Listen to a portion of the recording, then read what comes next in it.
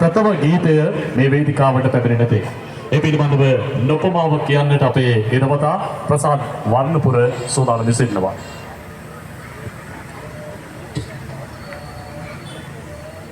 වෙනුවෙන්ම ස්තුතිය අභිමානවත් වූ 77 වසරක නිදහස අභිමානයෙන් සමරන අද දවසේ මේ සියලු දෙනාම රාජ්‍ය ආයතන පෞද්ගලික ආයතන ඒ වගේම පානදුර වෙළඳ ප්‍රජාව සියලුම විදුහල්වල විදුහල්පතිවරුන් විදුහල්පතිතුමියන්ලා එකම තැනකට රැගෙන ඇවිත් ඒ වගේම මාධ්‍ය වේදීන් මාධ්‍ය සහෝදර සහෝදරියන් ඒ වගේම පානදුර පුරවරේ නිවේදක ශිල්පීන් ශිල්පිනියන් එකම වේදිකාවට රැගෙන ඇවිත් මේ දැවැන්ත වූ කර්තව්‍ය කරන්නට සංවිධාන ශක්තිය ලබා දුණු අපේ ප්‍රවීණ මාධ්‍ය සහෝදර සමන් කාර්යවසම් මැතිතුමන්ට ඔදෑත් එකට එකතු කරලා දෙන බල ලස්සන අපුඩියක් හැමෝම අපි දෙවන වරටයි මේ සංවිධානය කරනු ලබන්නේ. පසුගිය වර්ෂයේ අපි පානදුර නගර ශාලාවේදී මේ ප්‍රසංගය සංවිධානය කරේ. අද සමන් කාර්යවසම් මැතිතුමන්ගේ ගමට මේ ප්‍රසංගය රැගෙන ඇවිත් තිබෙන මොහොතක මුල්ම ගීතය ගායනා කරන්නට වේදිකාවේ ඉඩකාස ලබා දෙන්නටයි මේ වාගේ සූදානම.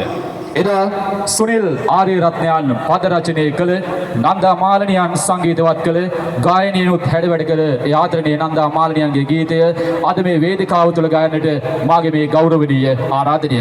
ජාතික තරුණ සේවා සභාවෙන් සංගීත දිවියට පිවිස ශ්‍රී ලංකා ගුවන්විදුලියේ ගීත ගායනය සහ විවිධ වැඩසටහන් සමග සම්බන්ධ වෙමින් අද වන විට ඇගේම ගීත කිහිපයක් මේ කලාකෙතට දායාද කළ ආදරණීය ගායන ශිල්පිනියටයි වේදිකාව බාර කරන්නට සූදානම් වන්නේ.